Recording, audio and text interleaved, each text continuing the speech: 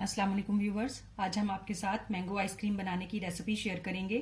Mango ice cream बनाने के लिए हमने व्हिपिंग क्रीम का इस्तेमाल किया है। इसके हमने 4 पैक लिए हैं और एक पैक जो है वो 200 ग्राम का है। इसके साथ हम 5 टेबलस्पून कंडेंस मिल्क का इस्तेमाल करेंगे। एक प्याली हमने मैंगो प्यूरी की ली है।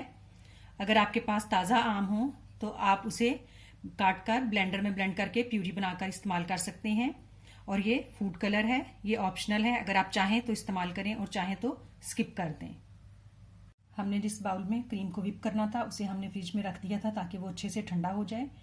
अब हम इसमें व्हिप क्रीम डालेंगे।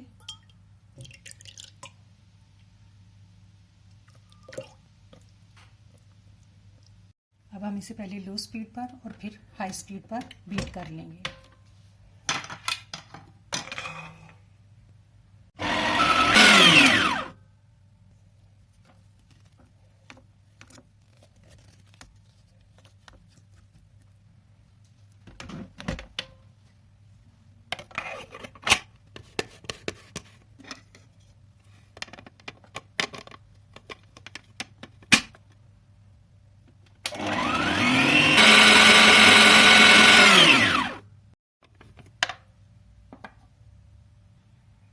क्रीम जो है वो अच्छे से व्हिप हो गई है और फ्लफी होकर फोमी से टेक्सचर में आ गई है। अब हम इस मुकाम पर इसमें कंडेंस मिल्क और मैंगो प्यूरी शामिल कर देंगे। कंडेंस मिल्क,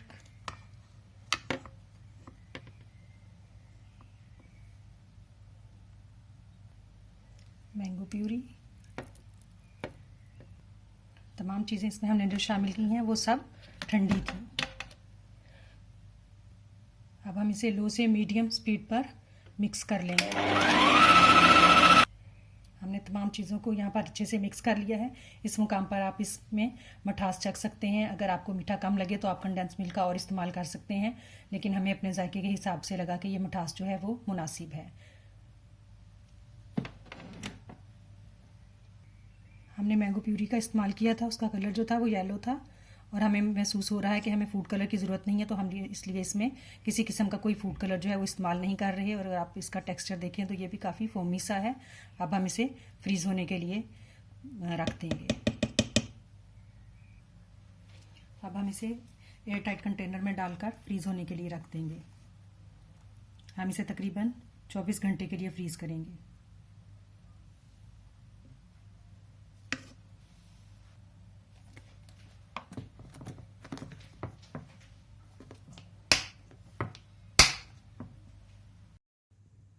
आइसक्रीम को हमने फ्रीज़र में रख दिया था ओवरनाइट के लिए। अब हम इसमें अगर इसको नाइफ़ को अंदर दबाएं तो ये आराम से इसके अंदर जा रही है। आइसक्रीम सॉफ्ट है और इसका जायका भी बहुत मज़े का है। उम्मीद है कि आपको हमारी ये रेसिपी पसंद आएगी। शुक्रिया।